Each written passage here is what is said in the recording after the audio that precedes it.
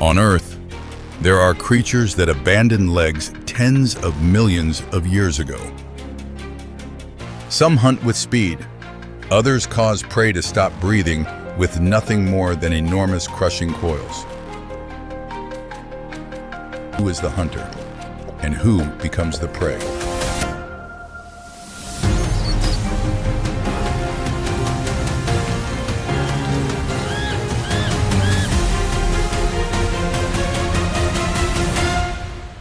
Legless monsters, nature's masterpieces of evolution. In the scorching semi-desert, a pit viper lies motionless on a rock. Two heat-sensing pits between its eyes and nostrils continuously scanning the environment around it. In its world, every warm-blooded creature appears as a moving point of light against the cool stone. Mice, lizards, and ground-foraging birds alike. A mouse steps out from a thorn bush about 30 centimeters away, completely silent. But the faint heat radiating from its body is already clearly visible in the predator's sensory system. The snake strikes with blinding speed, fangs driving precisely into the mouse's neck before the prey even has time to realize when it was first detected.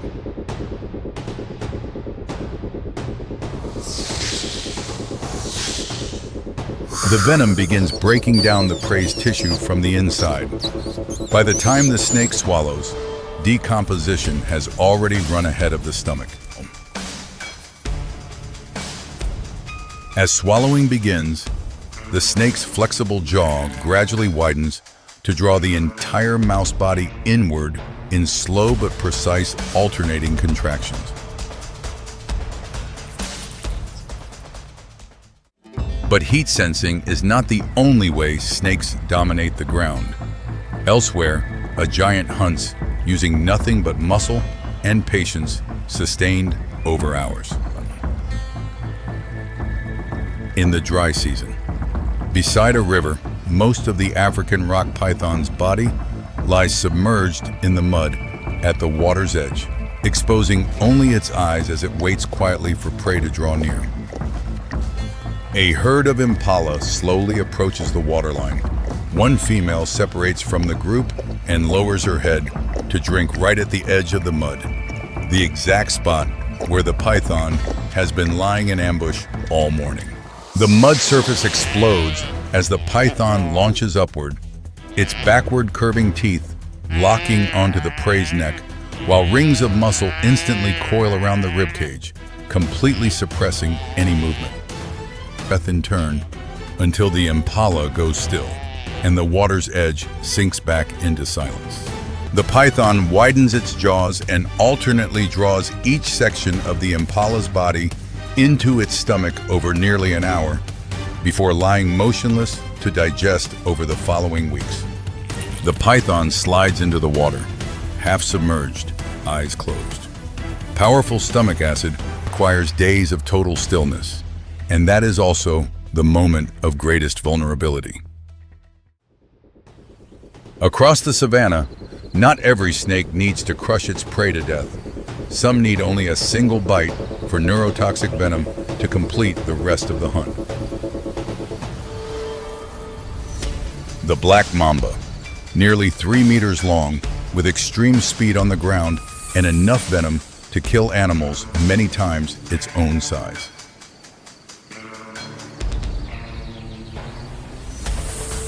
This afternoon, a mamba is moving through low grass when a secretary bird spots it and blocks its path with thick-scaled legs built for hunting snakes. The mamba immediately raises its head and opens its characteristically black mouth, while the secretary bird slowly circles just outside striking range, forcing its opponent to constantly pivot to track it. The mamba suddenly strikes forward, but the bird sidesteps and delivers a thundering kick to the fully extended body.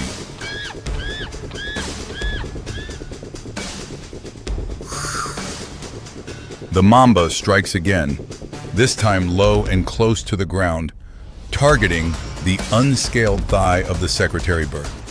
Its fangs find their mark, causing the bird to recoil, its steps beginning to falter.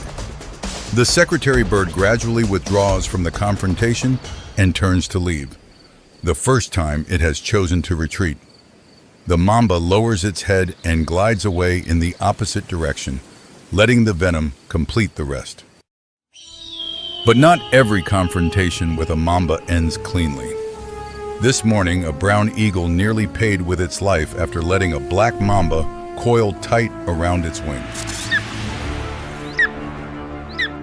The mamba could not find an angle to bite through the thick neck feathers. It loosens its coils to reposition, and the eagle immediately seizes the opening, wings beating erratically as it breaks free from the ground. Those are three capabilities that snakes have evolved to dominate the ground. But evolution did not stop there. In the tropical rainforest of Southeast Asia, one species has left the ground behind entirely. Tropical rainforest blanketed in dense leaf canopy and heat rising from the warm earth below. On a branch 30 meters up, a slender green body lies motionless in the light filtering through the canopy. The flying snake has no wings and no gliding membrane, but when it launches from a branch, its body flattens, beflattens, and spreads wide, then glides through the open air like a living ribbon through the ancient forest. 10 meters, then 15 meters, it glides between canopy layers without touching the ground, faster than climbing and safer than descending into a world full of predators below. Landing on a branch, the flying snake coils itself, flicks its tongue to pick up scent, then follows a lizard through the canopy, a race between wingless creatures. But whether hunting by gliding, constricting, or striking, every snake faces the same challenge: swallowing prey whole and intact without hands to tear it apart or teeth to chew. Beyond hunting, snakes possess another trait rarely found elsewhere in the animal kingdom: shedding their entire old skin in a single piece from head to tail. Rubbing its head against rough rock and then pushing forward, the old skin gradually inverts and peels back, revealing a fresh layer of bright new scales beneath. Shedding is not only about allowing the body to continue growing, it also eliminates parasites, bacteria, and accumulated damage, like a rebirth from within the old skin.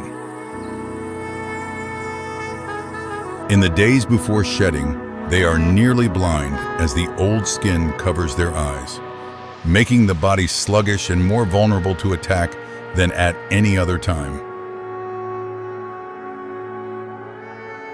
For this reason, they typically hide in rock crevices, dark burrows, or hollow tree bases for many days at a stretch, until the old skin has fully slipped away and their eyes are ready for the next hunt. Heat sensing, constriction, venom injection, aerial gliding, swallowing prey whole, or shedding an entire skin. Any one of these abilities alone is enough for a snake to dominate its own environment.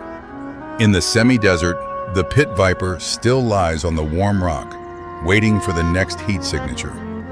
Farther on, the rock python with a belly stretched tight and heavy after its hunt. Elsewhere on the savanna, the black mamba has vanished into the low grass, while the flying snake continues to coil among the canopy of the tropical rainforest.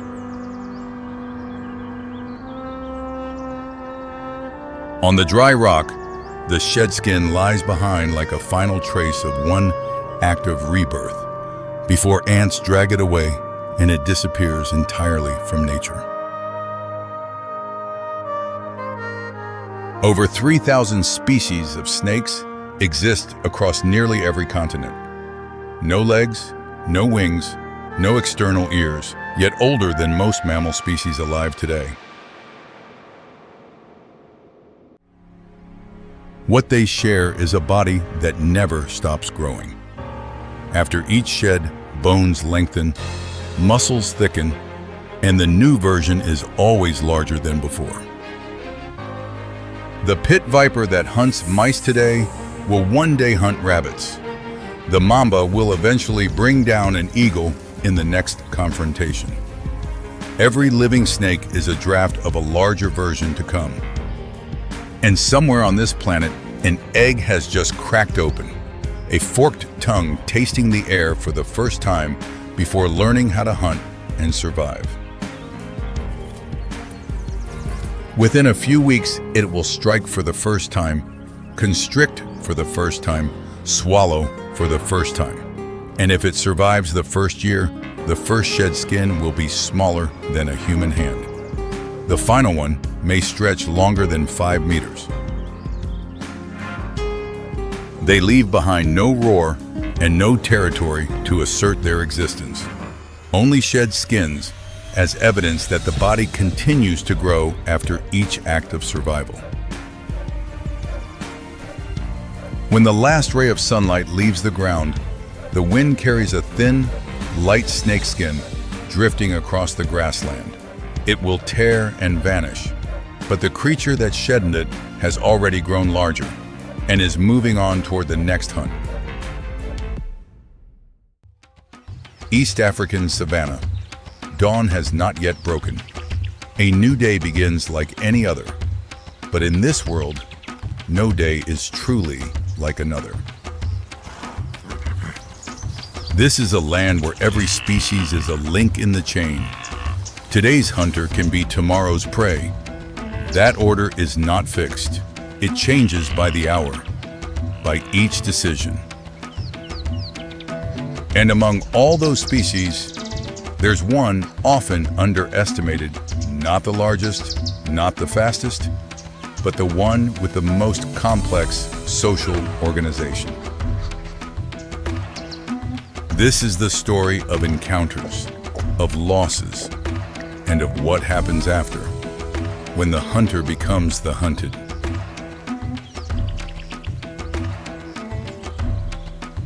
Baboons, the largest primate in southern Africa. Adult males weigh 25 to 45 kilograms.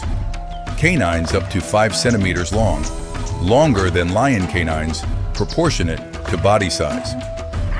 Baboon troops can reach 200 individuals. Within the troop, there's clear hierarchy. Large males protect the outer ring. Females and young stay at the center.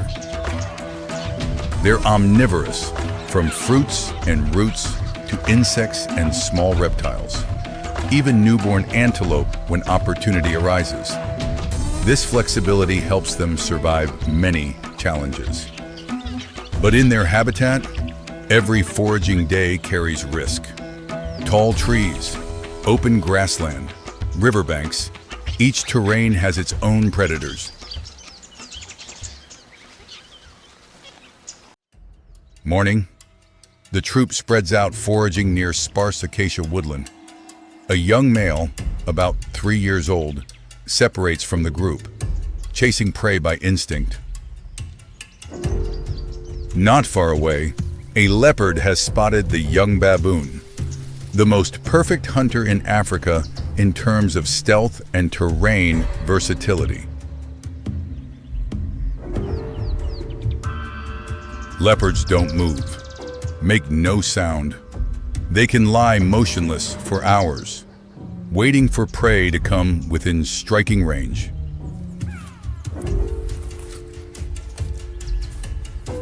The young male runs through the ambushed predator's line of sight. He doesn't know death is right beside him, about to claim his life.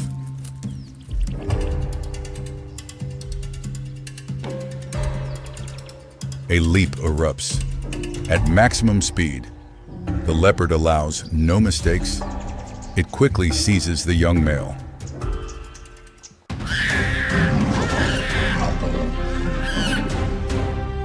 The baboon can't react. That moment ends faster than any description can convey. This is nature's truth, not cruelty.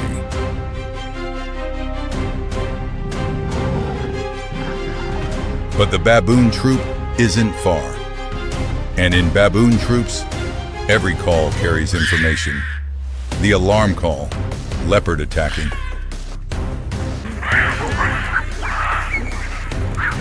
Within seconds, the entire troop's behavior transforms completely. No longer individuals foraging separately. All move in one direction. One objective. The leopard has a choice: climb the tree with prey or abandon it and escape. But the troop arrives too fast.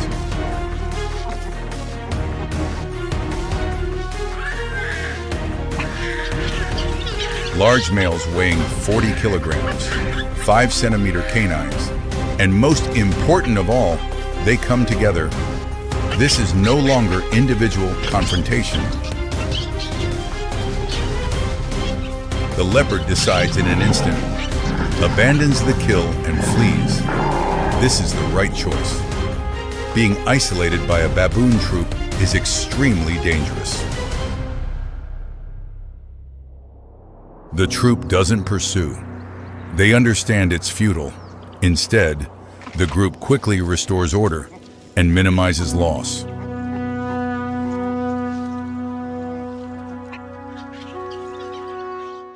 Days later, another threat. Another species, lions. A pride of 4 lionesses moves into the area where the troop is foraging on a quiet morning. The response to lions is completely different from the response to leopards. Leopards are threats from above. Lions are threats on the ground.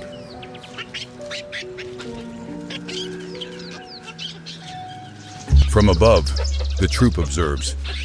They call loudly so the lions know they've been detected. In the hunting world, losing the element of surprise means losing the greatest advantage. The lion pride passes without stopping. To lions, baboons and trees aren't priority targets, but young ones on the ground are different.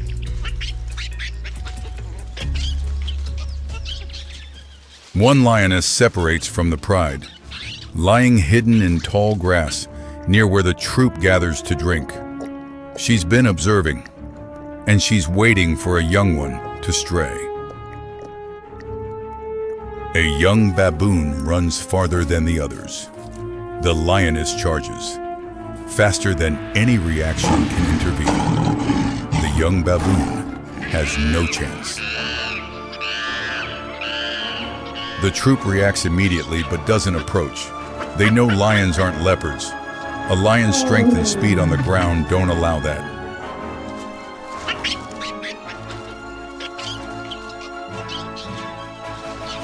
A 130-kilogram lioness on open ground isn't an opponent the troop can effectively surround. They know this.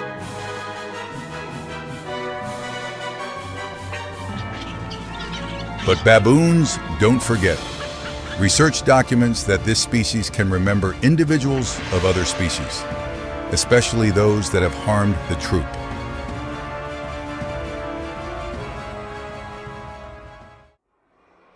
The next day, Limpopo River. The troop comes to drink along their familiar route. Below the murky water, crocodiles wait for careless prey. In the troop, young ones typically drink at positions closest to shore. But riverbanks don't always allow ideal formation.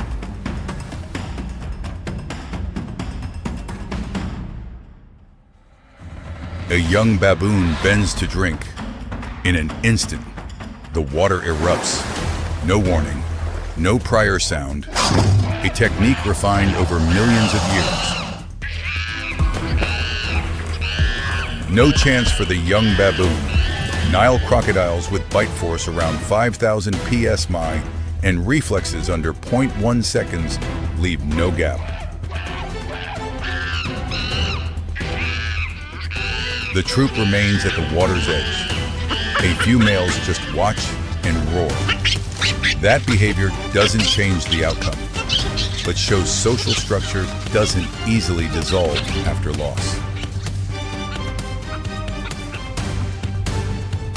Then they leave. Order is re-established in heavy silence.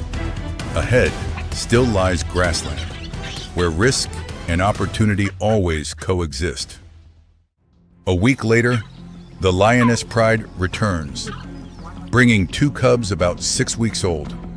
When the mothers leave to hunt, the 2 lie beneath low tree cover.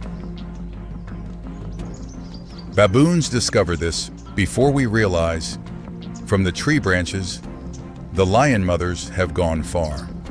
2 lion cubs lie alone. What follows is neither pure predation nor defense. Researchers call it redirected accumulated aggression, a complex social response. A male baboon picks up the lion cub, not frantically, just carries it and gradually climbs higher. The cub is completely helpless in this situation. At that height, the lion cub cannot survive a fall. A 6-week-old skeletal system isn't strong enough to withstand impact from over 15 meters. The lion mother returns quickly, roaring beneath the canopy, but climbing isn't her capability. Vertical distance is an absolute limit. The male baboon looks down and releases his grip, a behavior documented in primate studies in South Africa as a form of redirected accumulated aggression. He leaves by another route, not looking back. The troop regroups and continues moving.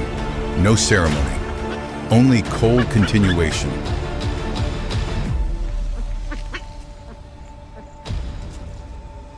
In nature, good and evil don't exist. Only strategies selected through evolution, shaped by social memory and survival pressure.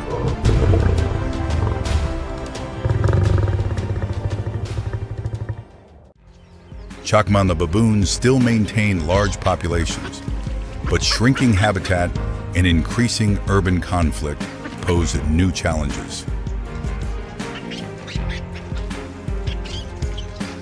When dusk falls, they climb the tallest acacia trees, choosing height as their shield. Tomorrow repeats, like every survival cycle.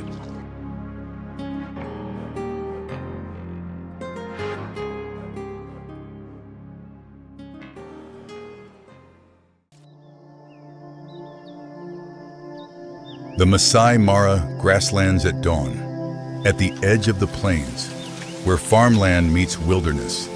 A female cheetah lies vigilantly. This is Nira, and her story is not easy. Nearby, 2 small cheetahs are playing in the tall grass.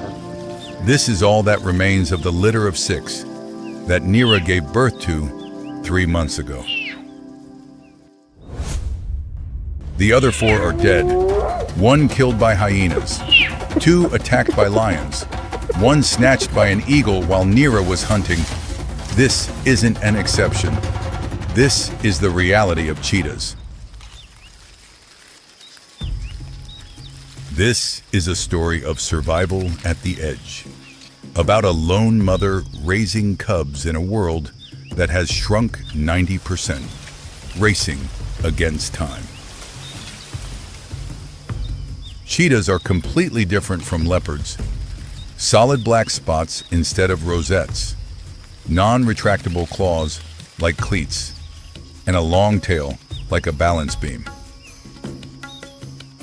Everything designed for one purpose: speed, from 0 to 70 kilometers per hour in just 2 seconds. Maximum can reach 110 kilometers per hour. Therefore, the body weighs only 50 kilograms, not strong enough to climb trees or fight larger carnivores. Cheetahs are the weakest among large predators. Nira knows this better than anyone. Every day she must move her 2 cubs to new hiding places. Lions and hyenas are always lurking, searching for cheetah cubs to kill. When she needs to call her cubs, Nira emits a special bird-like call. This call doesn't attract the attention of other predators, but the cubs can still hear clearly. But the biggest challenge isn't protecting the cubs, it's feeding them. Nira must hunt every day, each hunt lasting an average of only 20 seconds before she's exhausted. If she fails 3 or 4 times in a row, Nira and her cubs will starve. And starvation means weaker, slower, easier to attack. And this is the death spiral. This morning, Nira spots a young gazelle antelope grazing 300 meters away. Perfect prey, small, weak, separated from the herd.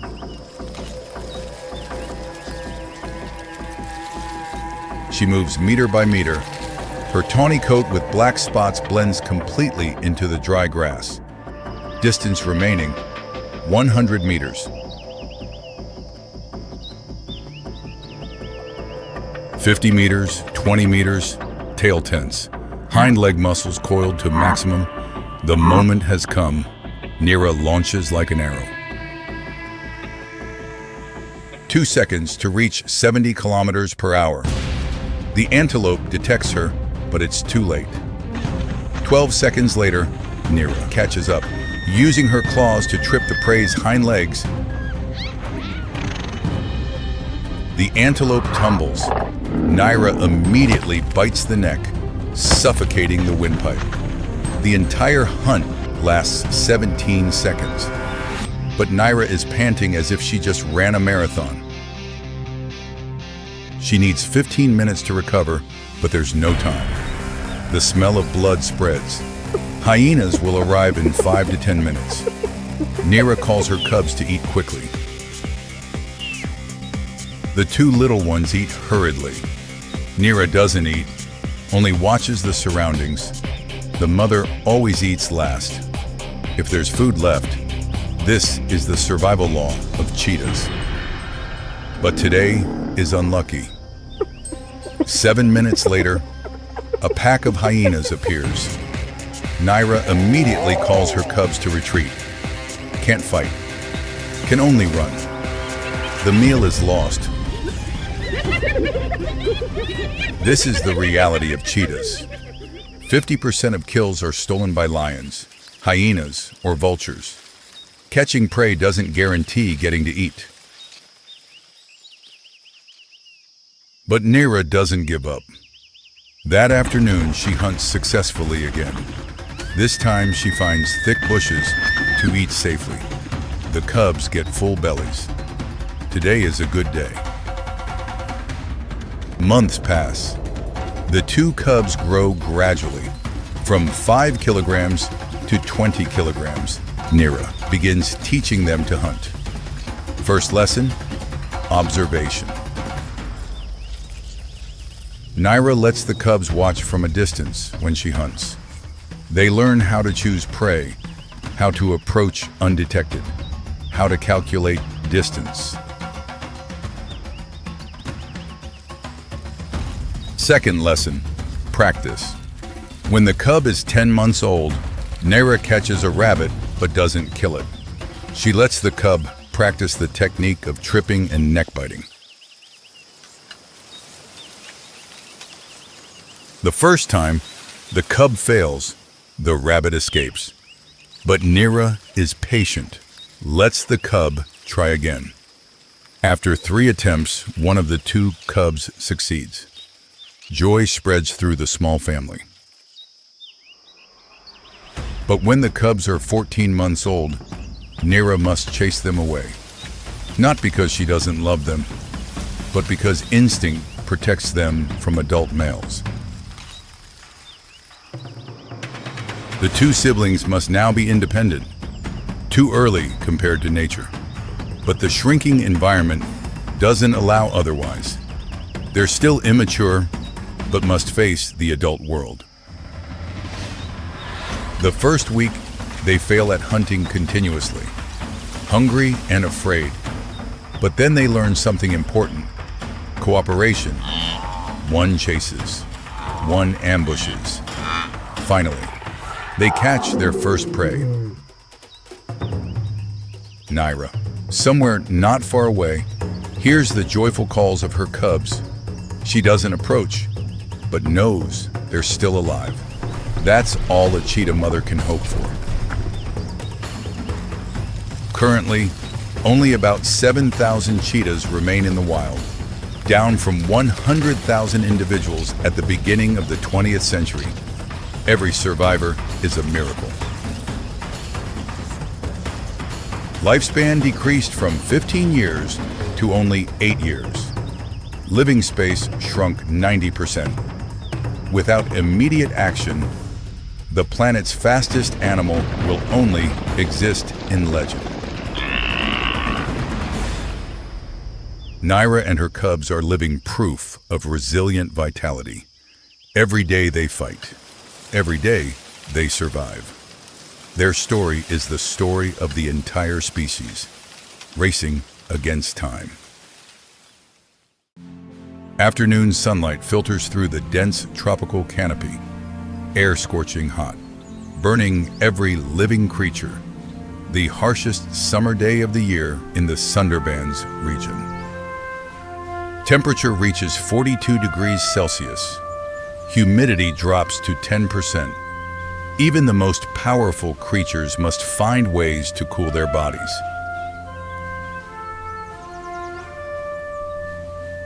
The river flows with murky water, cool, inviting, but beneath the seemingly calm surface, danger still lurks.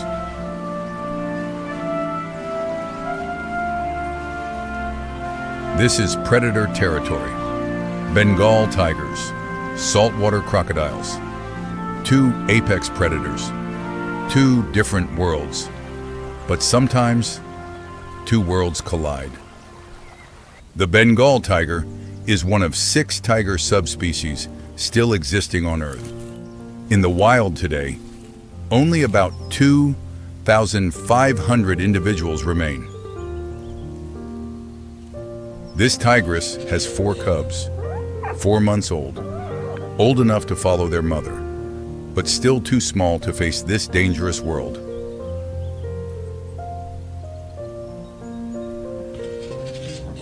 Each weighs about 20 kilograms.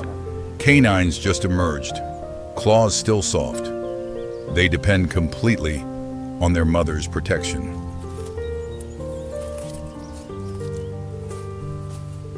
Tiger cubs' survival rate in the first 2 years is only about 50%. Starvation, disease, other predators, and sometimes accidents no one anticipates. The mother tiger has territory spanning roughly 20 square kilometers, sufficient food sources, but in the brutal heat, water is essential for survival. This afternoon, temperature reaches record highs. The mother tiger needs to cool herself and her cubs. The nearby river becomes the only option. She leads her cubs down to the riverbank, moving cautiously, eyes scanning every bush, ears listening for every sound, instinct warning of danger.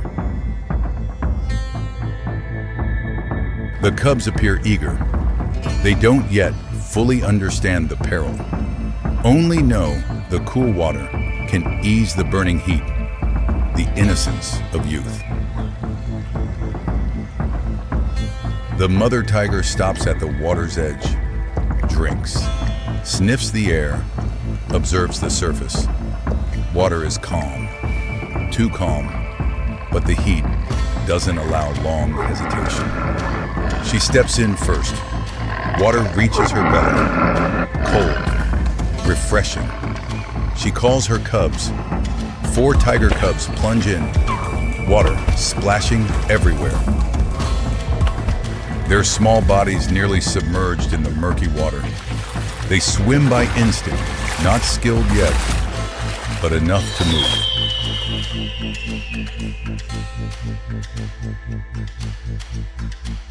The mother tiger moves slowly. She probes the mud beneath her feet, all senses operating at maximum, a deep vigilance evident. Saltwater crocodiles are the largest surviving reptiles. They can reach 7 meters long, weigh over a ton, and have lived in this region for millions of years. They lie still on the riverbed, just waiting, sensing vibrations in the water, detecting prey from afar.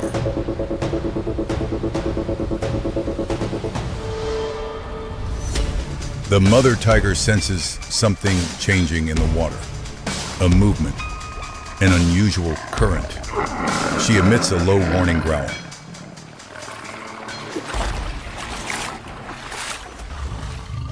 Too late. From the riverbed, a violent surge of water erupts. Mud and white foam. A massive muscular mass launches to the surface. One tiger cub is seized unexpectedly. No time to cry out. No time to react. Only the sound of water exploding.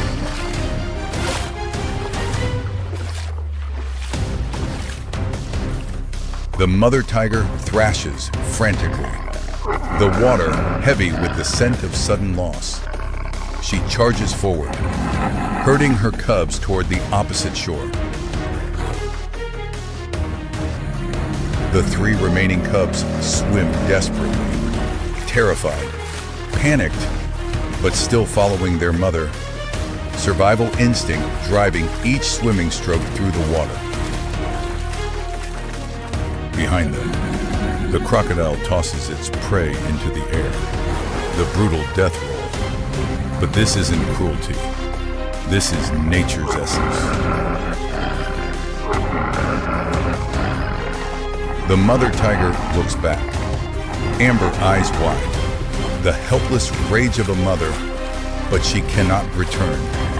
The mission now is protecting the 3 that remain. As they near solid ground, the water erupts once more. A second crocodile launches from the mud, right beneath the mother tiger's flank.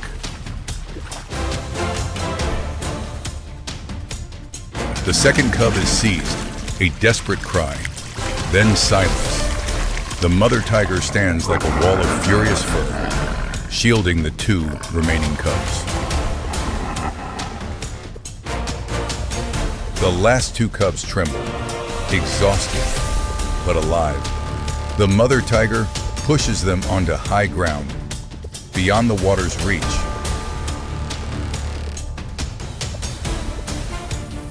Upon reaching safety, grief instantly transforms into primal rage. She turns on the bank, a mass of rippling, furious muscle. She plunges back into the deadly water, not searching for prey, just rage erupting, an instinctive reaction to the loss just suffered. 210 kilograms of tigress confronting nearly a ton of crocodile, claws raking thick scales, trying to find weak points, but there are almost none. The crocodile spins, teeth sharp as knives. Tremendous bite force, but the mother tiger still doesn't retreat. Protective instinct keeps her fighting back. The battle lasts 30 seconds, but the river is crocodile territory. Water is their advantage. The mother tiger begins to tire.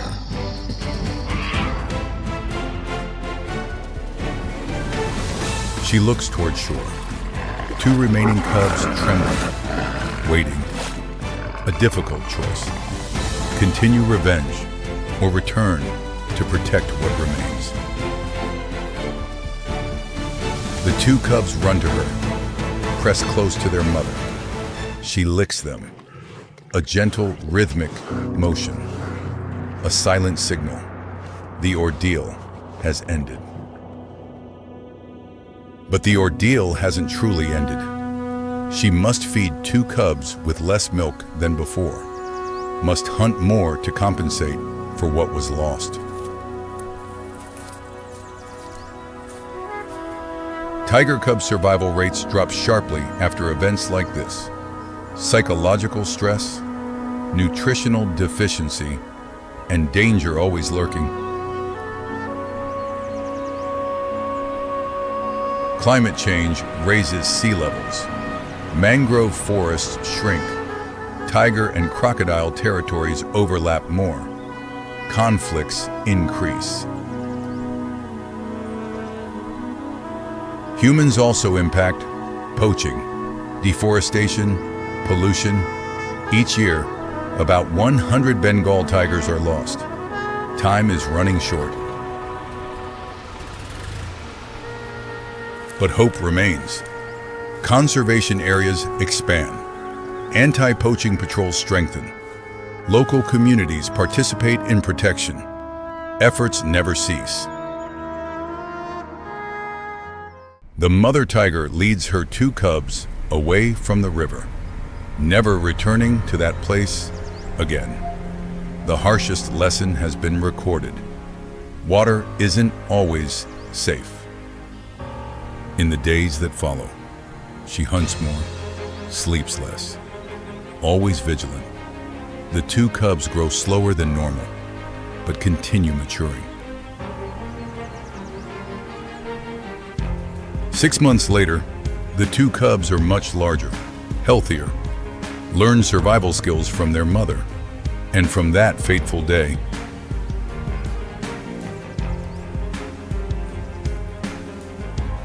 they learned a harsh lesson. Nature doesn't forgive mistakes. Every decision has consequences, and sometimes survival is just luck.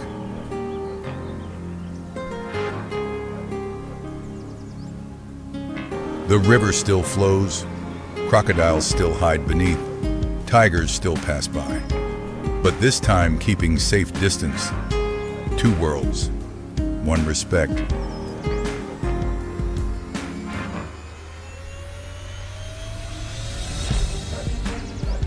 In the silence of the Sundarbans forest, a lesson is recorded. Nature isn't cruel. Nature is only honest.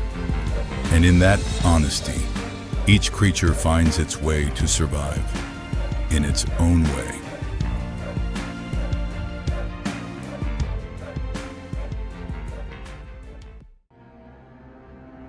Afternoon sunlight illuminates the Serengeti grasslands. Dry grass glows golden under temperatures of 35 degrees Celsius, a typical day in the heart of Africa. Here, every meal must be contested. Predator and prey, robber and robbed. The line between success and failure is very fragile. Two predator species are about to collide. One side is a warrior with deadly weapons. One side is an opportunistic thief who will claim victory. This is the story of an unexpected encounter, when a plan to steal prey becomes a battle to the death, when instinct decides survival.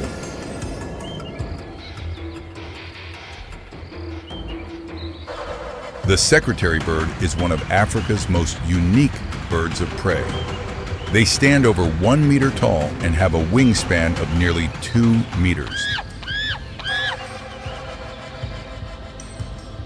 The name comes from the black feathers behind the head, resembling quill pens tucked behind a secretary's ear in olden times. But this bird is anything but gentle. They hunt snakes, large lizards, rodents, insects, but venomous snakes are their favorite. They have a unique hunting technique: kick prey to death. long legs, sharp curved talons, specially developed leg muscles. A kick can generate force of nearly 20 kilograms, enough to crush the bones of venomous snakes. Serval, also called grassland wildcat, smaller than spotted leopards but larger than house cats. They weigh about 9 to 18 kilograms.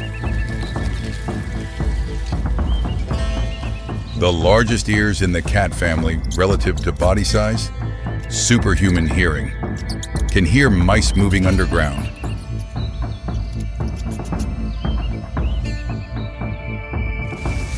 Long legs, highest leg-to-body ratio in the cat family. It can jump up to 3 meters high and achieves a hunting success rate of about 50%.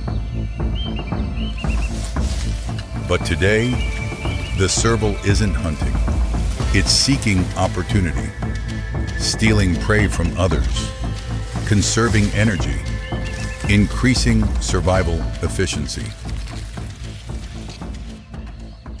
The secretary bird has just found a snake, puff adder, venomous, dangerous, but to the secretary bird, this is a good meal. The snake rears its head, opens its mouth threateningly, ready to inject venom. But the secretary bird has faced such situations countless times. A kick shoots out lightning fast, precise, strikes the snake's head directly. It writhes violently, but isn't dead yet. Another kick, then another. The snake lies motionless. The secretary bird bends down to check the prey. Victory is clear, but in the grass, another is watching silently. The serval presses itself flat to the ground. It moves slowly, each step separated by several seconds. No sound. Every movement is calculated. It weighs options quickly. The bird is taller, heavier, and has extremely powerful legs. But that fat snake is a valuable protein source. It steps slowly forward, not to hunt the bird, but to steal the prey, a familiar tactic of an opportunistic hunter. The secretary bird reacts immediately. Defensive instinct flares. It clamps the snake tightly in its beak and won't let go. This prey belongs to it. It spreads its wings nearly 2 meters wide, creating a large visual wall. The goal is to make the cat back down, a familiar defensive tactic. The serval backs away a few steps, but doesn't leave. It circles slowly, eyes still locked on target, patiently waiting for a moment of vulnerability. It lunges again, testing the bird's powerful legs. Claws touch wing feathers, but still not enough to steal the snake.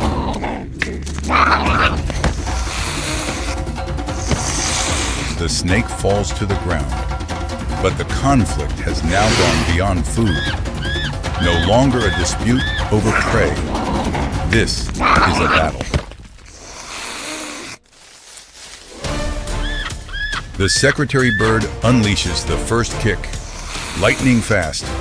Nearly 20 kilograms of force in an instant, misses the cat's head by just a few centimeters. The serval dodges quickly, reflexes of a born hunter. It lunges, trying to bite the bird's knee joint to neutralize the dangerous legs. The bird jumps back. Second kick hits the cat's shoulder. Not strong enough to cause serious injury, but enough to cause pain.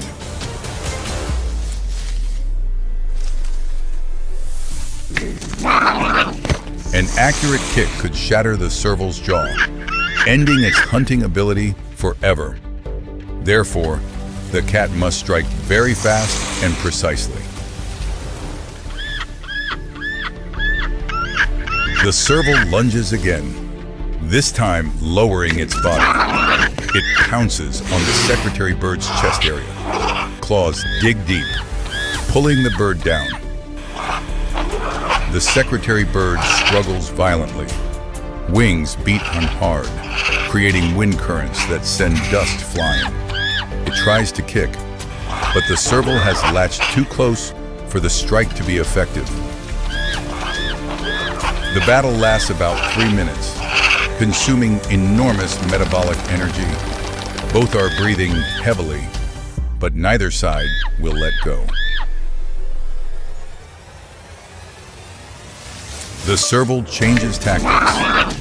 It seeks the bird's neck position. This is the cat family's familiar killing technique, the suffocating bite.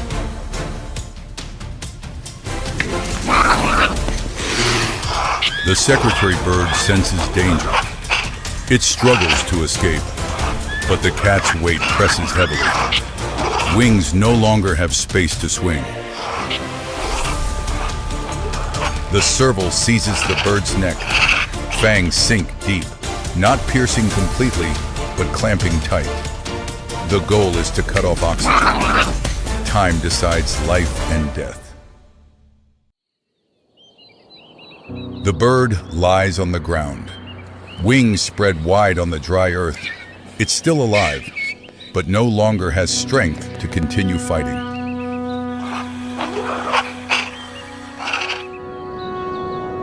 The cat still holds the bird's neck tight. It doesn't loosen. The struggling weakens with each second, each breath, until the body is motionless.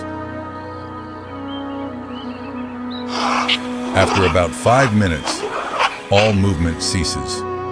The warrior has fallen. The opportunist wins, not through strength, but through tactics.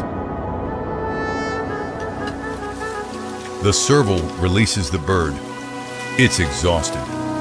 Victory has come, but the price is very high. Energy expended equivalent to many days of normal hunting. It doesn't eat the bird. Instead, it drags out the snake, the original meal, the reason for the conflict. It eats hurriedly before others appear. 15 minutes later, vultures land. They clean up what remains. Here, nothing is wasted. The cycle continues.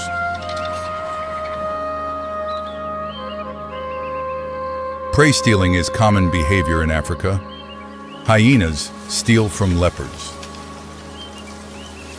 Lions steal leopard kills. Survival becomes more difficult. But this behavior is full of risk. About half the time, the thief gets injured, 1/5 end in death. The price to pay is very high. Climate change makes food sources scarcer. Competition increases. Prey theft occurs more frequently. Mortality rates also rise. Both servals and secretary birds are species that need conservation. Their numbers are declining as habitats increasingly shrink.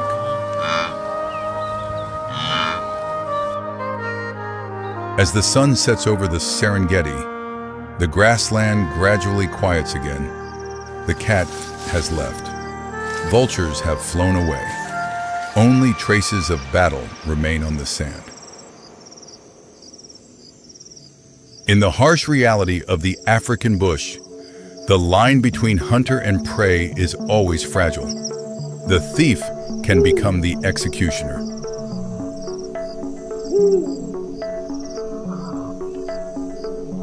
No heroes, no villains, only creatures trying to survive by any means and any tactics possible. And in the silence of the Serengeti night, one law still silently operates. Nature doesn't judge. Nature only selects. The wiser one, the luckier one, the one still alive. The Kalahari Desert awakens with dawn. Temperature rises rapidly from 15 to 30 degrees. A new day begins with survival challenges. Here, every creature has its own story. A story of survival, of memory, of decisions that can change fate.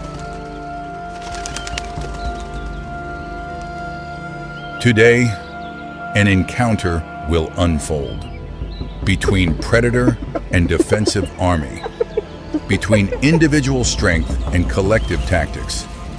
Who will claim victory? This is the story of Ravager, an experienced hyena, and a meerkat colony that refuses to surrender. When instinct collides with strategy, Ravager weighs 72 kilograms. The strongest jaws among African carnivores can crush bones.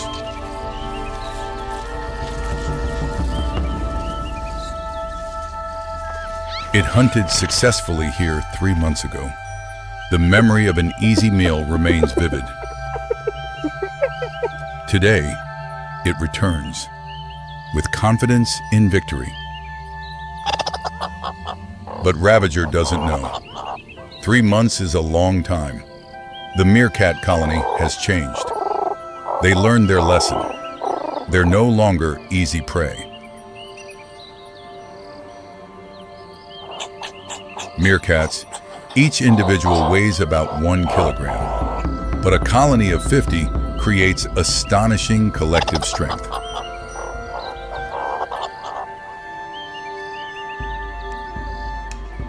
They live in a complex social system, clear division of labor, sentries, hunters, babysitters, and today, all are warriors. Morning. Ravager appears on the sand dune, looks down at the colony. The meerkat sentry detects immediately. A warning call rings out.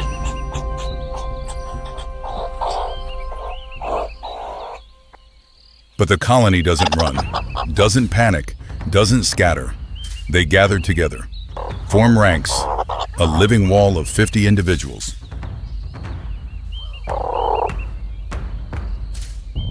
Ravager stops, surprised that the meerkat colony isn't fleeing like last time.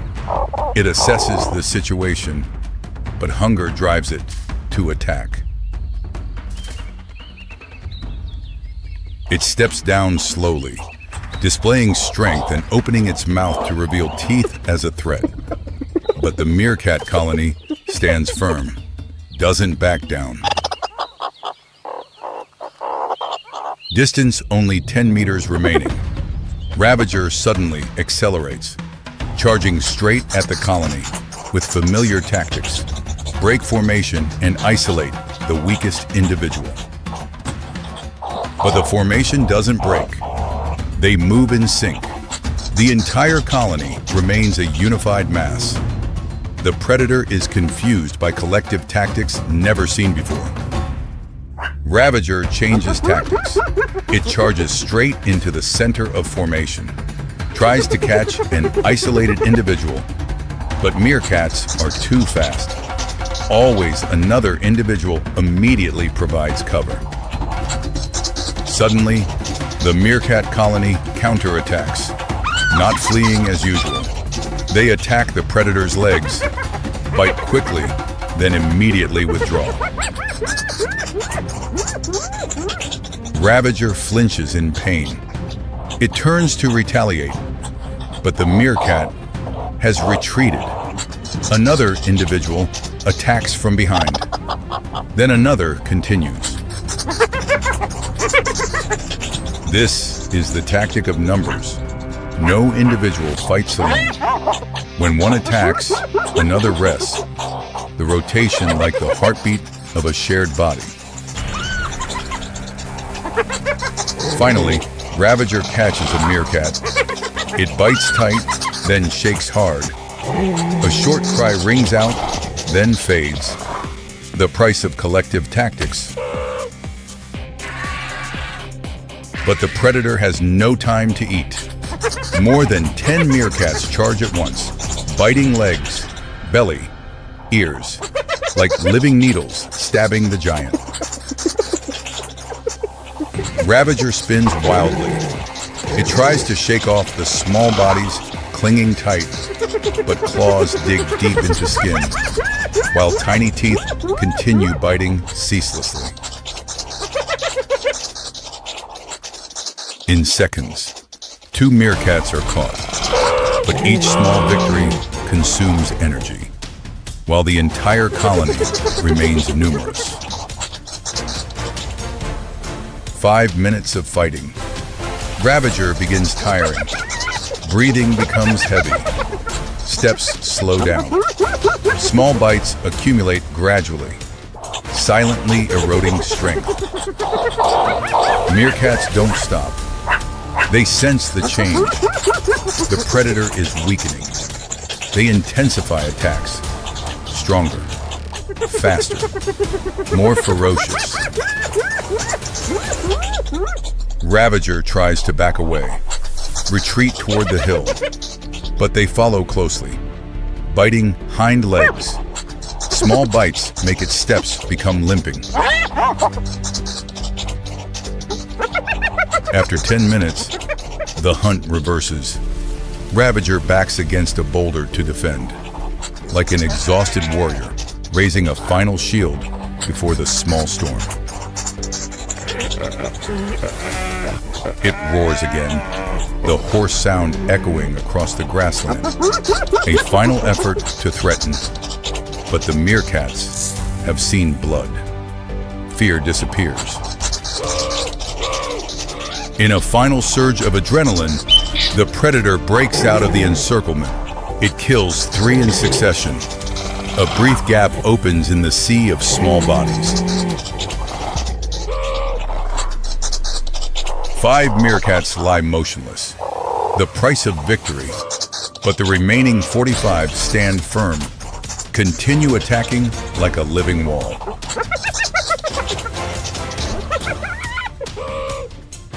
Ravager recognizes harsh truth. This is no longer a hunt. This is an unwinnable battle, where numbers have overwhelmed individual strength. It turns and flees, no longer a mighty hunter, but a wounded creature in retreat. The meerkat colony chases for 50 meters to ensure safety. Ravager disappears behind the sand dune. Dust flies thick behind. Blood seeps from many small bites, while the hind leg limps as a mark of defeat. Meerkats stop, then return to the colony. No more pursuit. The message is clear enough. This land is not for solitary predators. The entire colony stands upright, calls out. Victory cries echo across the desert. 5 have sacrificed, but 45 survive. They look at fallen comrades. The entire colony falls silent, but thanks to everyone's unity, they've repelled the enemy.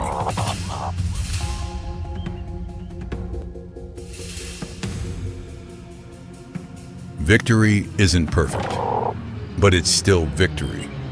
The first time this colony has repelled an adult hyena.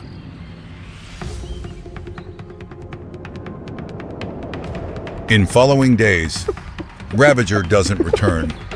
Wounds gradually heal, but the memory of battle remains. It seeks other hunting grounds, less risky. Meerkats' collective defense tactics are one of nature's greatest wonders. Their strength lies not in muscle, but in unity.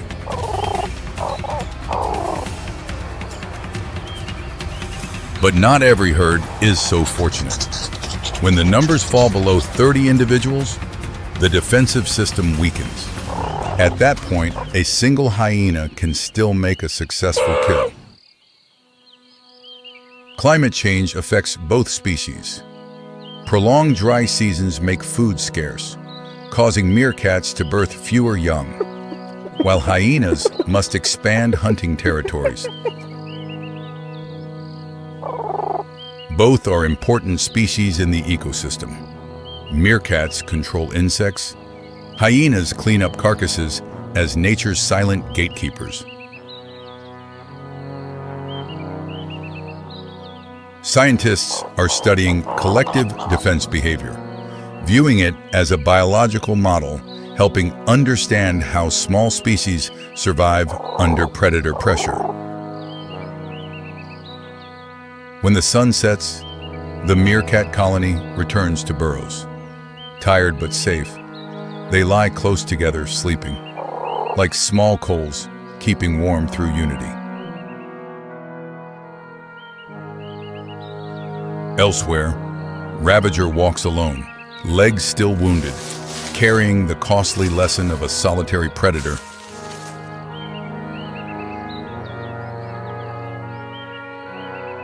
In the silence of the Kalahari Desert, two lessons are rewritten. For Ravager, no prey is truly easy. For meerkats, unity is the strongest weapon. Nature doesn't distinguish large or small, strong or weak. It only distinguishes who survives. And sometimes, survival doesn't come from individual strength, but from the strength of the collective, from faith in teammates, from silent sacrifice. That's the lesson the tiny meerkat colony has carved into the desert. The Luangwa River flows through the heart of Zambia, clear water reflecting the sky. But this calm surface conceals a dangerous world below. The dry season arrives, water level drop, large pools shrink into small lakes. Animals gather around water sources. Danger begins to emerge. Here, two giant species coexist. Hippos, Nile crocodiles. Both are masters of the river, but when water recedes, territories begin to overlap. This is the story of new life, of the survival battle from day one, when the underwater trap always lurks, waiting for moments of weakness. Hippopotamus, the third largest land mammal after elephants and rhinos. Adult weight up to 1,500 kilograms.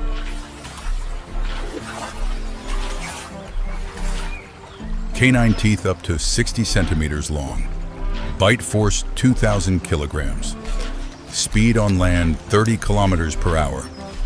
One of Africa's most dangerous animals. They live in groups of 10 to 30 individuals. Complex social structure. Dominant males control a territory. Females and young live communally. Underwater, they can dive for 5 minutes. They walk on the riverbed, communicate with low-frequency sounds. A separate world exists beneath the surface. Today, a female is about to give birth. She leaves the pod, seeks calmer water, a place with less crocodile presence, where she has the best chance to protect her calf. Hippos give birth underwater.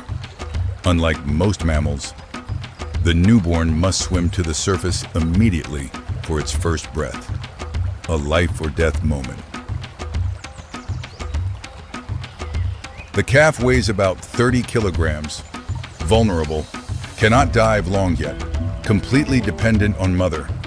The first days are most dangerous. The mother hippo keeps her calf on her back or in front of her body, always within control. Protective instinct rarely seen in herbivores. Nile crocodile, one of the largest surviving reptiles, can reach 6 meters long, weighing nearly a ton. Lifespan can reach 100 years. They don't hunt adult hippos. Too large, too dangerous. But hippo calves are different targets. Small, weak, easily separated from mother. Crocodiles can lie motionless for hours. Only eyes and nostrils above water. The rest hidden below, like driftwood. No one suspects. Perfect ambush tactics at river crossing points, where hippos must pass daily, where water is shallow, where calves are easily separated. Second week after birth, the mother hippo needs to return to the pod. The calf is strong enough to travel, but not strong enough to defend itself. She must pass through territories of 3 different males. Each could attack the calf, not to eat, but to eliminate another's genes.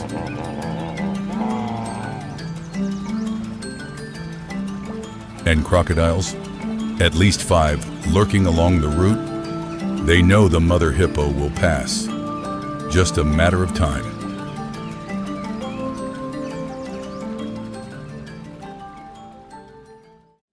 Early morning. The mother hippo begins her journey.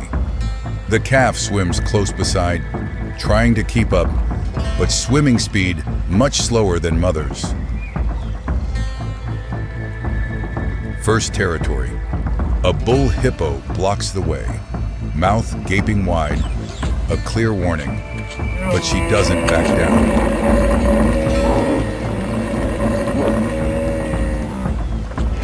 Tension lasts several seconds.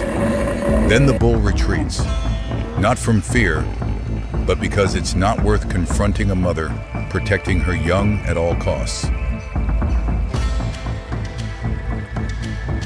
They enter shallow water, the crossing point, water surface clear as crystal, peaceful, but the mother hippo knows silence is a sign of danger. She slows down, eyes scanning every ripple, ears listening for every sound. The calf swims behind, unaware danger is imminent. 1 meter ahead, just below the surface, the largest crocodile in the area lies still, waiting for the perfect opportunity.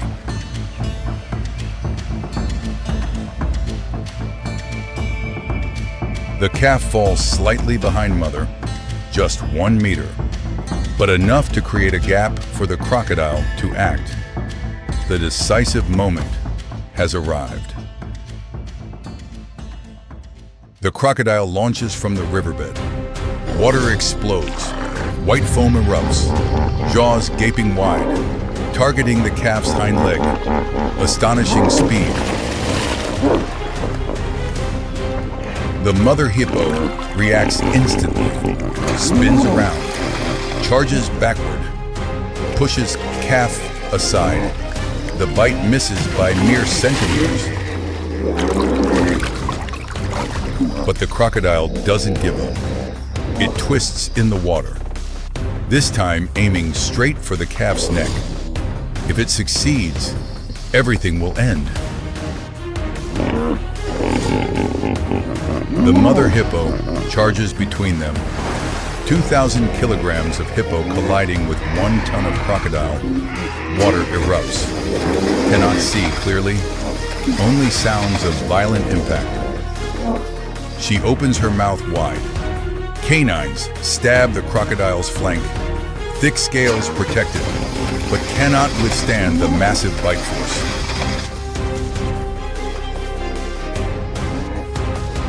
She hurls the crocodile out of the water.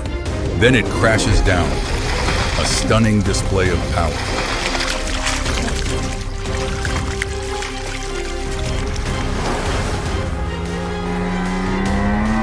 The crocodile swims away.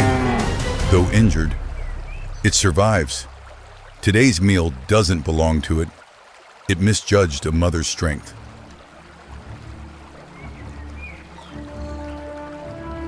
The mother hippo turns back, checks her calf, trembling, frightened, but uninjured.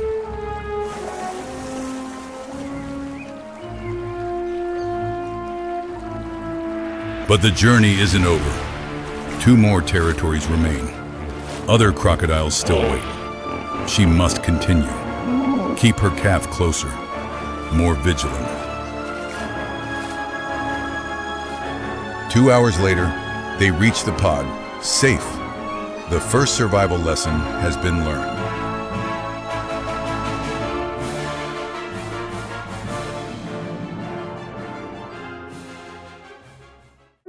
In the following weeks, the calf grows rapidly, learns to dive longer, swim faster, recognize danger, each day a new lesson.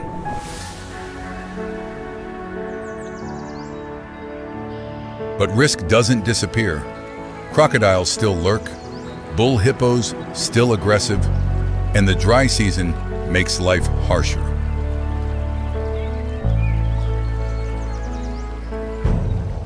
Climate change extends the dry season. Water sources increasingly shrink. Hippos and crocodiles forced to live closer together. Conflicts increase. Each year, about 30% of hippo calves don't survive the first year. Crocodiles, bull hippos, food shortage, disease. But survivors will become stronger, smarter, more cautious. They learn the most important lesson. Vigilance is the key to survival. Conservation areas are working to protect them, monitoring hippopods, protecting water sources, preventing poaching, but challenges remain enormous. In 2026, hippo populations declined 30% in the past 2 decades. Urgent action needed to protect them.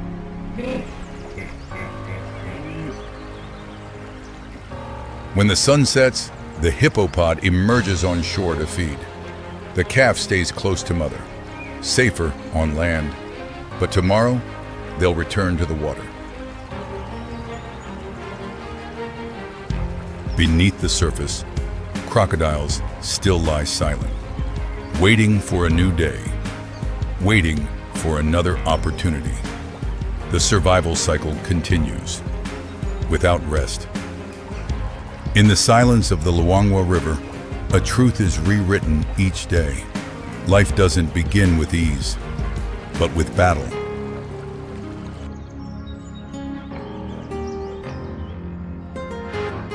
Calves don't just learn to swim, don't just learn to eat. They learn to recognize danger, trust instinct, and learn to survive.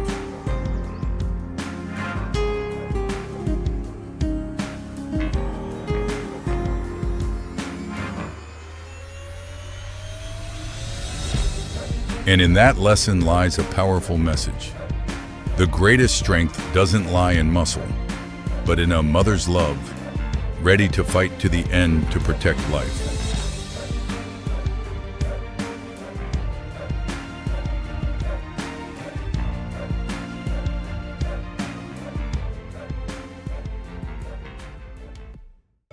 The early morning mist blankets the Masai Mara Valley, turning everything into silent, drifting shadows.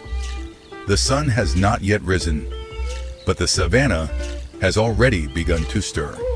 The call of a hornbill rings out, followed by the chorus of insects layering one upon another like a familiar symphony every morning.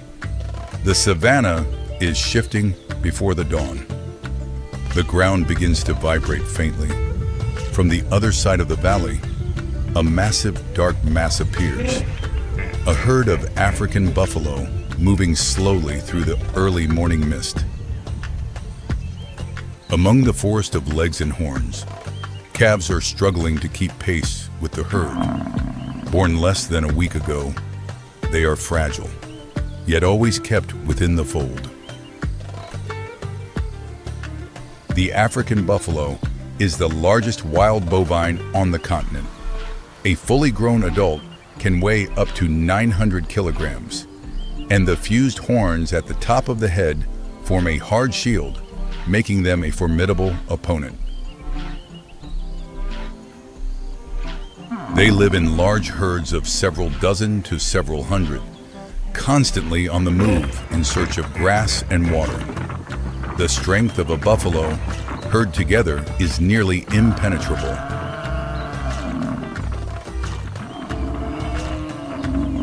But newborn calves are the weakest link, weighing less than 40 kilograms.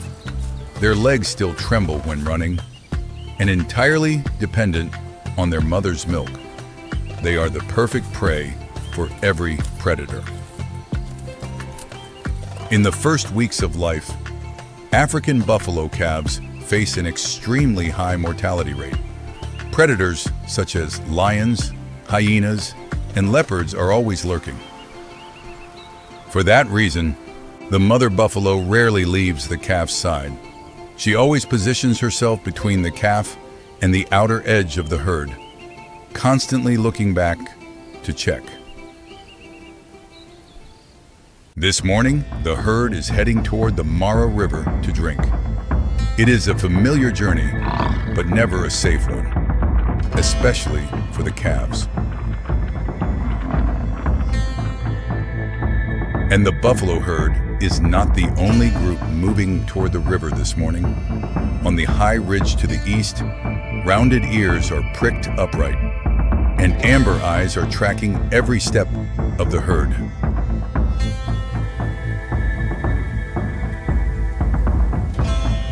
A pride of lions has been lying low in the tall grass, watching the buffalo since before sunrise.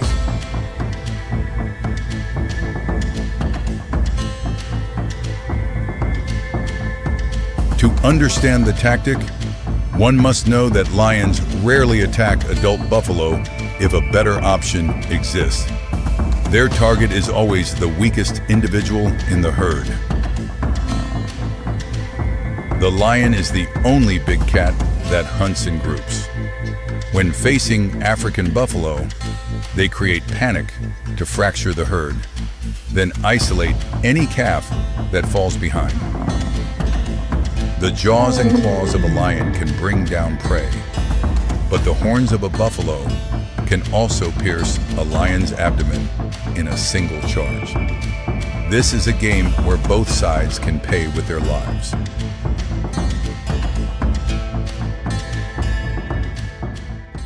The pride splits into two directions. One group swings left, another holds the right, while those at the rear stand ready to press in and drive the prey herd into a position where it can be pursued. The buffalo herd continues grazing calmly, unaware of the danger, but an old bull standing at the edge of the herd suddenly raises his head. His nose has caught something on the wind. He lets out a sharp snort, a first-level warning signal. A few nearby individuals raise their heads, but not enough to trigger a full herd response. And the lions understand that the window of opportunity is closing. The lion pride launches its attack. Four subadults charge straight into the edge of the buffalo herd with a thunderous roar. The goal is not to kill, but to create chaos. The buffalo herd erupts in panic. Hundreds of animals surge forward, hooves pounding the earth like rolling thunder. Red dust rises in thick clouds, obscuring everything from sight. In the midst of the chaos, a small calf is left behind. Two lionesses break from opposite sides.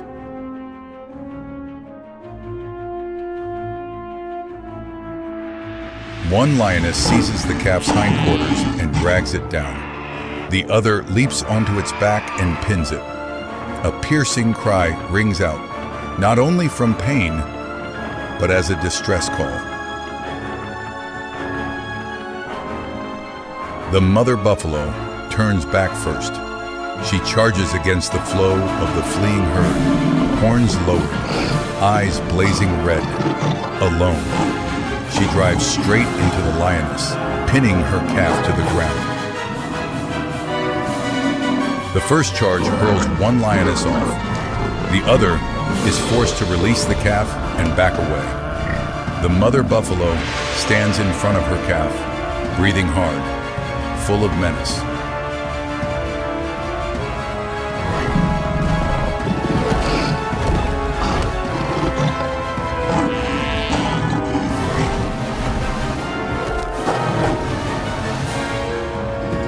Then the ground begins to shake, not from the footsteps of lions, but from the direction of the herd. The distress call has reached exactly where it needed to. Dozens of adult buffalo are turning back, and they are not moving slowly.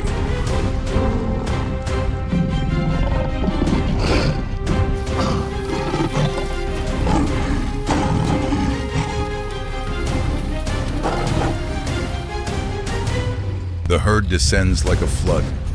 20, 30, then 40 individuals form a line, horns lowered, turning the grassland into an unstoppable force. The lion pride immediately recognizes that the situation has reversed. From attackers, they have become the targets of the buffalo herd. The herd encircles the area. They form a ring around the mother and calf, horns pointing outward in every direction, creating a defensive wall with no gaps. The lioness is sent rolling, lying there panting. She is not badly injured, but hurt enough to understand that the hunt is over. The lion pride retreats one by one. They walk slowly, maintaining a composed appearance. But in reality, they have lost all control of the situation. Today, the feast does not belong to them. The buffalo herd holds its formation for a few more minutes. This caution is the product of millions of years of evolution, only breaking position when safety is certain. The mother buffalo lowers her head and licks the scrapes on her calf's body.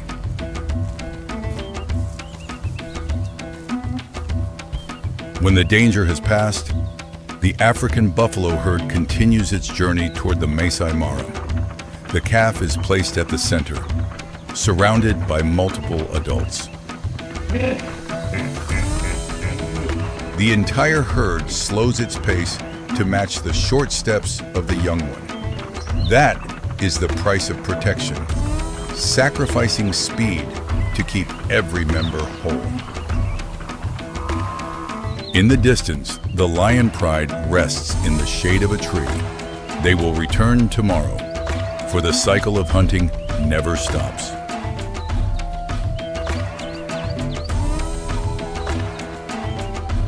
On the Masai Mara Savannah, there is no permanent victory. There is only a survival repeated day after day between predator and prey. Research shows that buffalo calves in large herds have survival rates 3 times higher than those in small herds. When the herd is large enough, lions have almost no chance of success. But climate change and habitat loss are fragmenting buffalo herds. The smaller the herd, the weaker the collective strength, and the more vulnerable the calves become. Every calf that survives today will grow up to become part of the protective wall tomorrow. The cycle of protection continues through each generation. That is how the African buffalo has endured for millions of years. The herd reaches the riverbank. Cool water flows around their legs, and the calf cautiously steps to the water's edge for the first time, while the mother stands close beside it, not moving an inch away. Today, the riverbank is quiet. The calf has drunk its fill. It has just survived the most dangerous day of its early life. As the evening light paints the Masai Mara red, the African buffalo herd begins moving back toward the tall grass. Hundreds of individuals walk in the same rhythm, forming a moving, living wall. The calf tucks itself against its mother's flank, within the embrace of the herd. In nature, no creature is strong enough to survive alone. And sometimes, the most resilient line of defense is built not from individual strength, but from the presence of an entire community.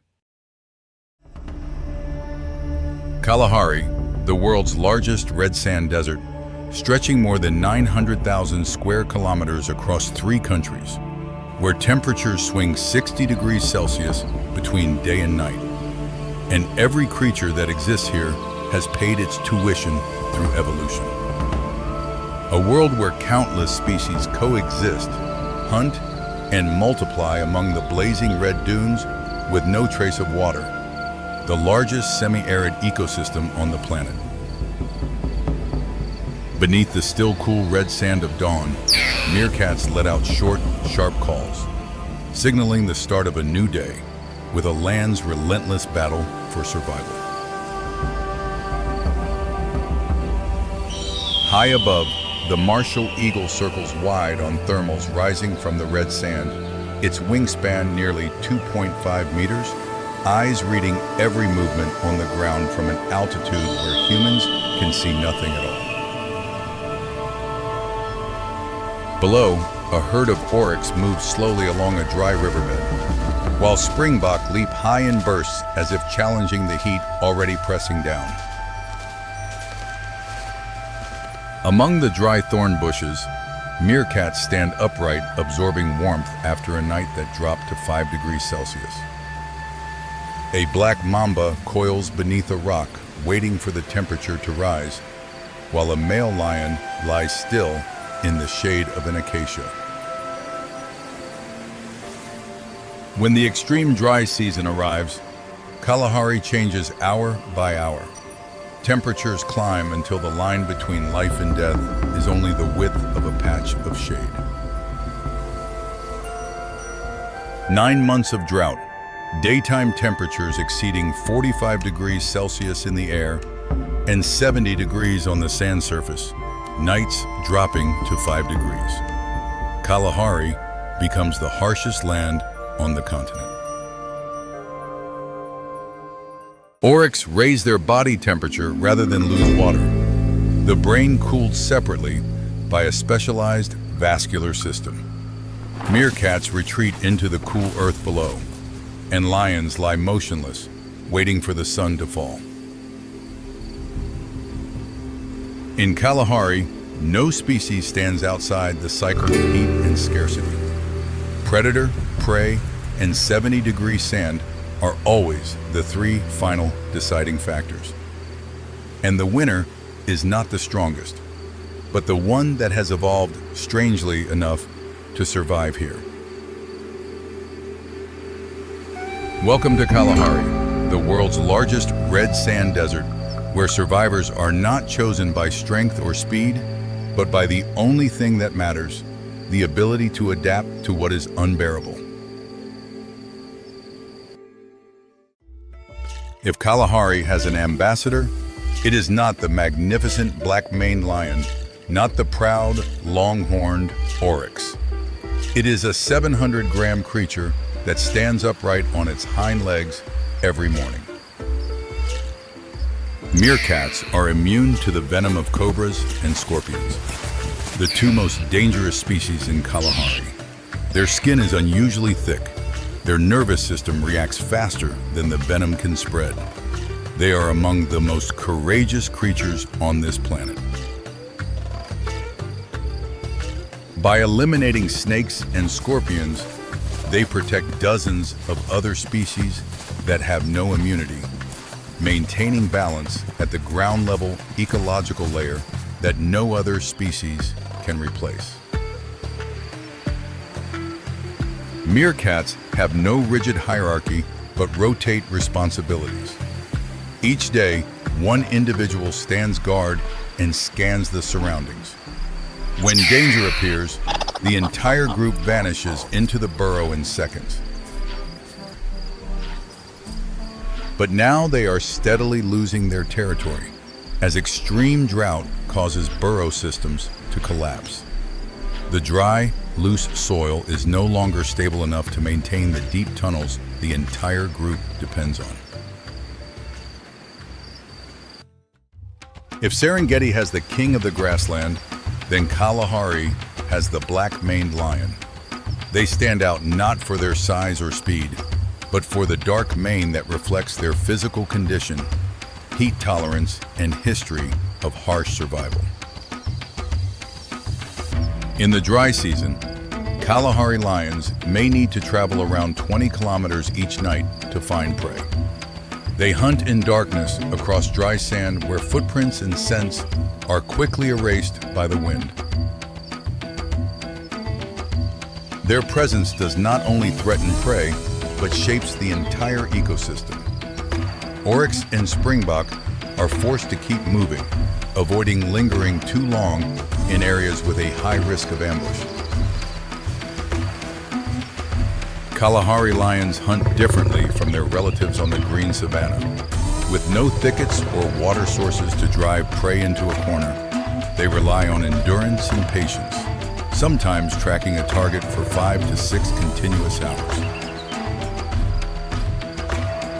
The Kalahari lion, one of the most harshly adapted populations in Africa, is declining due to conflict with humans. When natural prey becomes scarce, they are forced to hunt livestock and are frequently poisoned or killed in retaliation. If Kalahari has a symbol of defiance, it is the oryx. This antelope possesses horns longer than 80 centimeters, can survive where water is scarce, endure brutal heat, and hold its ground against a lion. Oryx can allow their body temperature to rise significantly while still protecting the brain. They achieve this through a specialized heat exchange mechanism that cools the blood before it flows to the brain. When digging for water-bearing tubers and roots beneath the sand, oryx inadvertently create countless small hollows. These depressions retain moisture better overnight, forming microhabitats for many species of insects, reptiles, and small plants. When a lion approaches, oryx typically do not flee immediately. They turn to face it, lower their horns, and hold a defensive position because their speed is not sufficient to guarantee escape, while the longhorns are an effective weapon. When migration corridors disappear, oryx herds become isolated in ever-shrinking areas. Food sources are quickly exhausted, their bodies gradually weaken, and they become far easier targets. But Kalahari does not belong only to the large creatures. When night falls and temperatures plunge tens of degrees within a few hours, another world begins to awaken, the secret world of nocturnal life. Midnight, temperature at 8 degrees Celsius. The oryx herd has been moving since late afternoon, searching for a new food source, unaware that 2 lionesses have been tracking them for 4 hours without making a single sound. The first lioness approaches from upwind, ensuring the oryx cannot catch her scent. The second lioness swings wide to the left to cut off the retreat route. One oryx raises its head, ears rotate, nostrils flare. Kalahari holds its breath for 3 seconds, and those 3 seconds decide the entire outcome of this 4-hour hunt. Just 1 second of a wind shift is enough to carry the lion's scent to the oryx herd.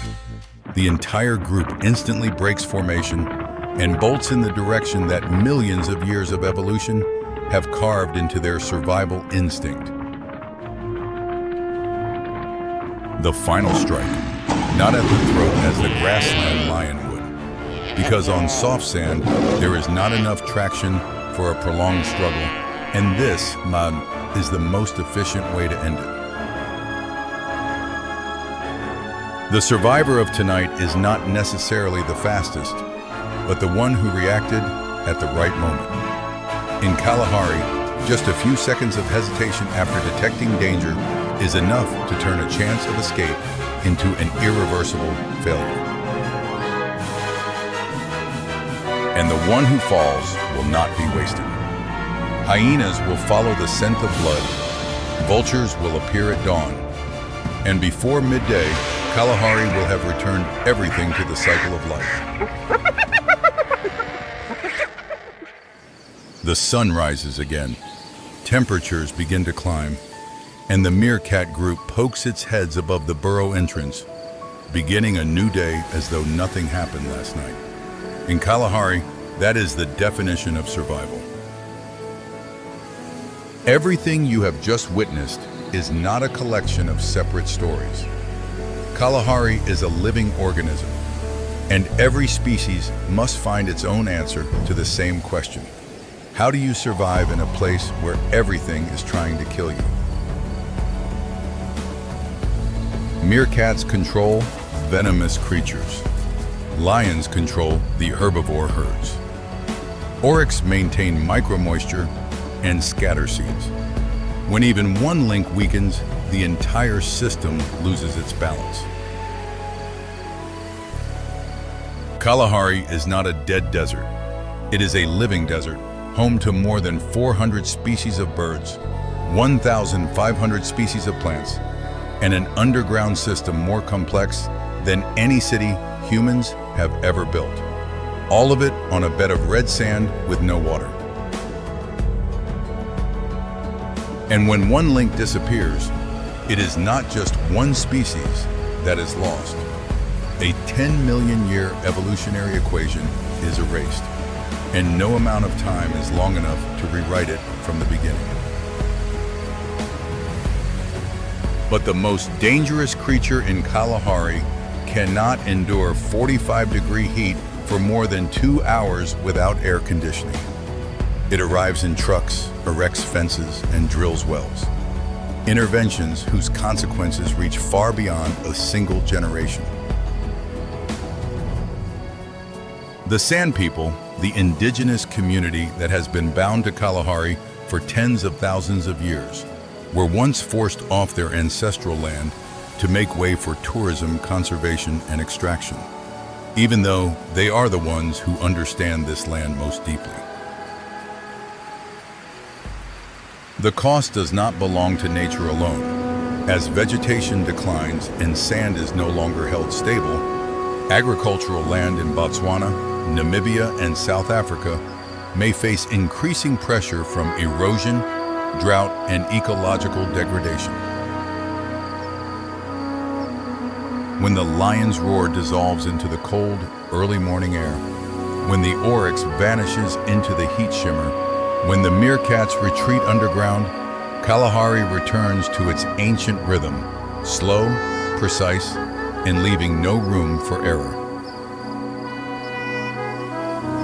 The question that remains is not only what we have seen, but what will happen if the species chosen to adapt here slowly disappear. When that day comes, who will keep Kalahari running as a world still alive? What will we have left when Kalahari is no longer red? When the sand is no longer hot because there is nothing left to scorch, and no more strange creatures strong enough to stand upright and face the sun each morning. Kalahari is still here, still red, still hot, still ruthlessly filtering every creature that enters it. But the question is how much longer? And the answer no longer lies in nature alone. It increasingly rests in human hands. If this journey has made you look again at arid lands once dismissed as worthless, then perhaps Kalahari has done the most important thing of all, forced us to look more carefully at life in a place where life seemed impossible. And until next time, at the next brutal survival arenas, where nature does not ask if you are ready, and the answer must come before the question has a chance to be asked.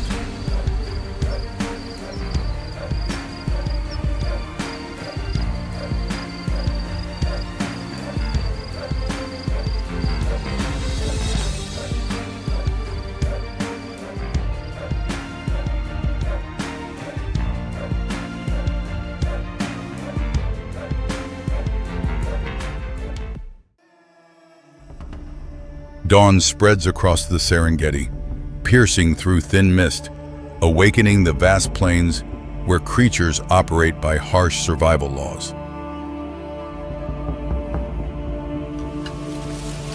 Early wind carries the scent of damp earth and breath of thousands of creatures gradually waking, from small species to predators atop the food chain.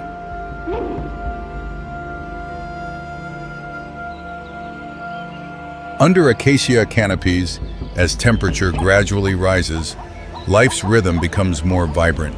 Species begin seeking food and water sources for the new day. A baboon troop moves slowly across open land, adults leading, young playing behind, not yet knowing today will be different from all others. Baboons are among Africa's largest primates, adult males weighing up to 40 kilograms with canine teeth reaching 5 centimeters long. They live in large troops, from several dozen to over 100 individuals, with strict hierarchical system led by strongest males, creating a highly organized society. A young baboon separates from the group, curiously advancing toward nearby bushes where something is stirring among dry leaves and broken branches. Mother emits a short call summoning offspring back, but exploratory instinct makes the young individual react slower to the warning signal.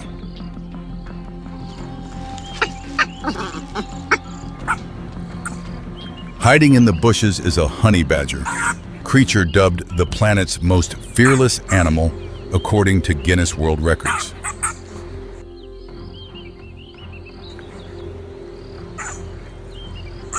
With skin thick up to 6 millimeters that can rotate freely around the body, honey badgers are nearly immune to fangs and claws of most enemies, even cobra venom.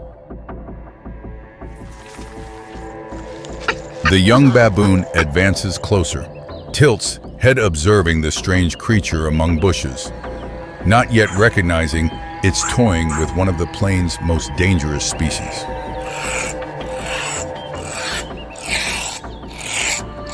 The young baboon's small hand touches the honey badger's short tail and pulls lightly, gradually triggering an irreversible chain of events.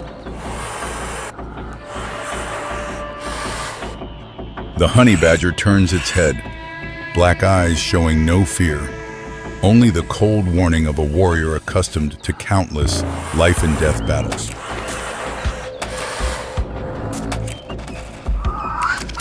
It backs a few steps, emits a low, guttural growl from deep in throat, the final warning sound before all patience reaches its limit.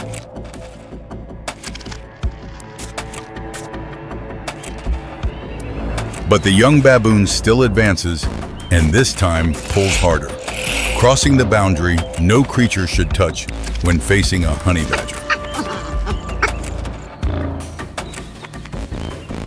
To understand why the honey badger's next reaction is so terrible, one must look at the weapons evolution has bestowed upon this creature over millions of years.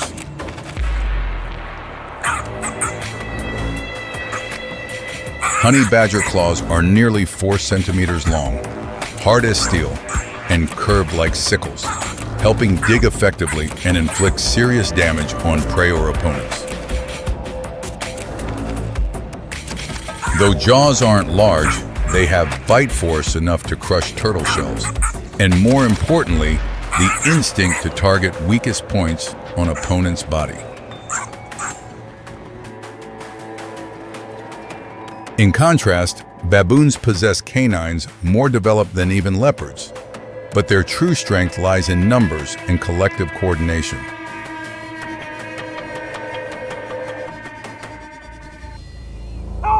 When one member signals alarm, the entire troop can shift state almost instantly, creating fast and synchronized collective response.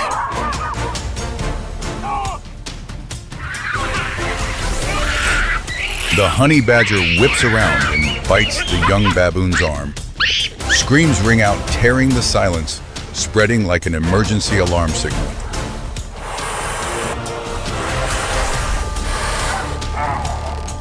The baboon troop reacts instantly.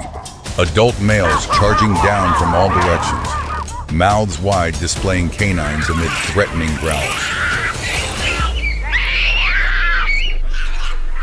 In just seconds, the honey badger is surrounded by the baboon troop. They form a closed circle with no gap for the intruder to escape.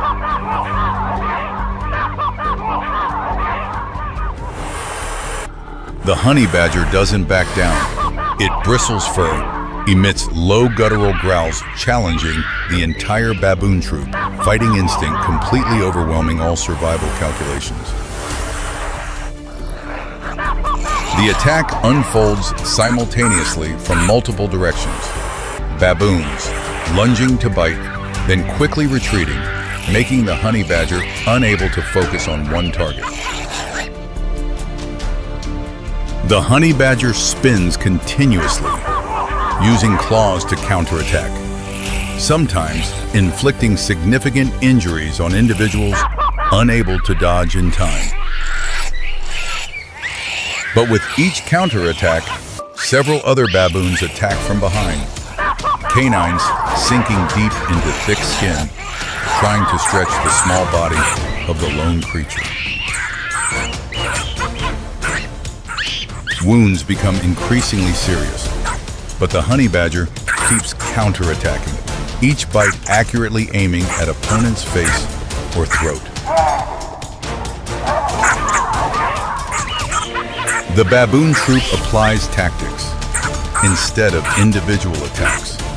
They coordinate in groups of 3 or 4, some holding legs while others attack head and neck. The honey badger's resistance noticeably weakens, counterattacks thin out as the body is attacked from multiple directions under continuous pressure from the entire troop. Growls gradually weaken, but eyes don't extinguish the fighting flame.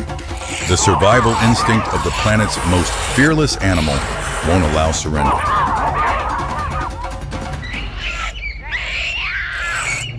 The exhausting battle lasts nearly 10 minutes.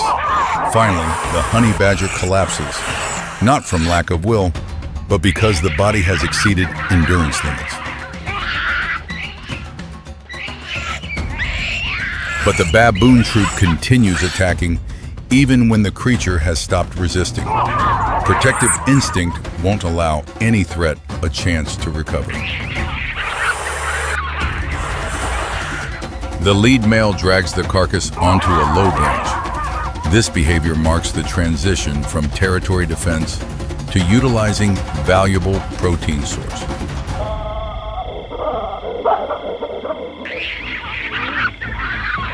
Baboons are omnivores, with meat comprising part of their diet, and a honey badger is a nutritional source that cannot be ignored in this harsh environment.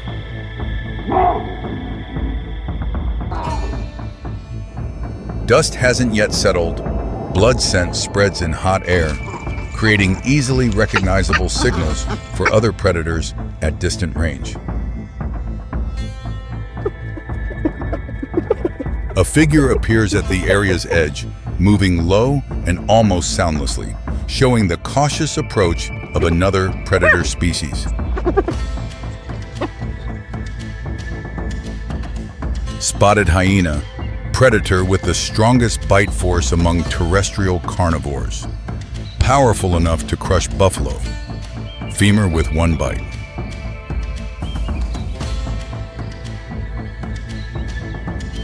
The creature doesn't charge straight into the baboon troop's center. It circles outward, observes, assesses, seeks gaps in the busy defensive system. Hyenas are masters of opportunistic tactics, often avoiding direct confrontation and prioritizing lowest-risk moments to maximize efficiency.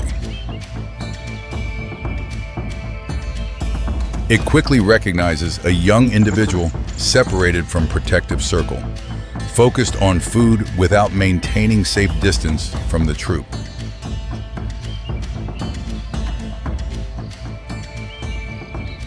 Distance close enough for a short 60 km/h sprint to create absolute advantage before adult individuals can react.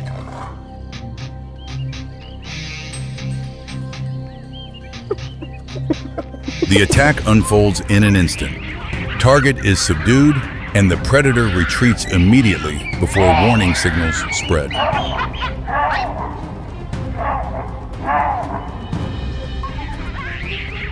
But the hyena has misjudged the situation. The baboon troop just experienced conflict, making their warning system operate at high sensitivity.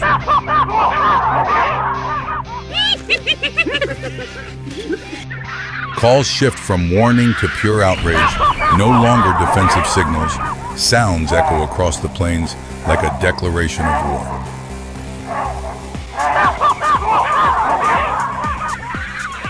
The hyena recognizes the mistake as the baboon troop approaches faster than expected. Prey in mouth reduces speed, making safe distance rapidly close.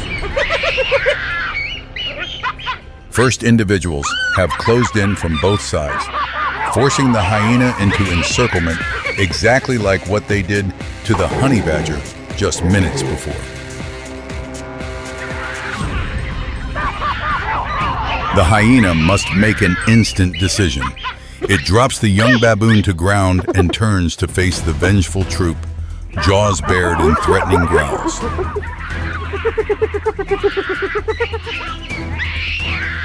But this time, the hyena no longer has the element of surprise.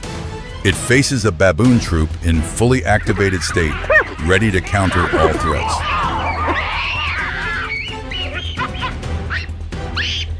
The attack begins with even greater intensity than before.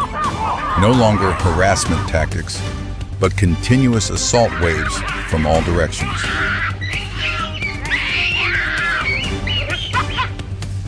The hyena resists fiercely, its jaws powerful enough to inflict serious casualties. But pressure from numbers makes it unable to focus on specific targets.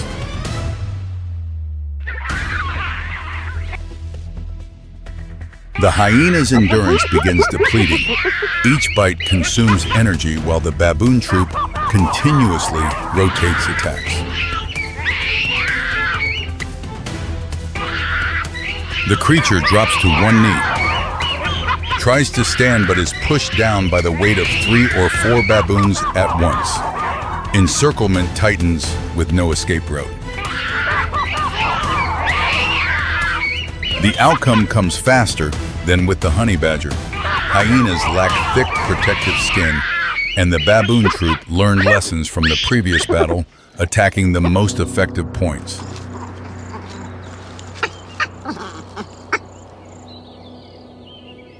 Two formidable plains predators have fallen in the same morning, not by a stronger opponent, but by the irresistible power of the collective.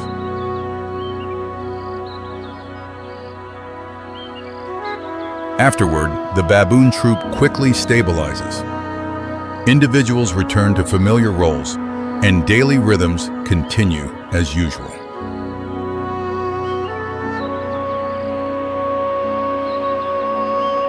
Wind blowing across the plains gradually carries away blood scent and dust. Dry grass bends like endless waves, gradually concealing traces of the life and death battle just unfolded. In the wild world, there are no concepts of good and evil, only laws written by survival instinct over millions of years, where each species has an irreplaceable role. Tomorrow the sun will rise again over the Serengeti, and life's cycle will continue with new stories, where the boundary between hunter and hunted has never been certain.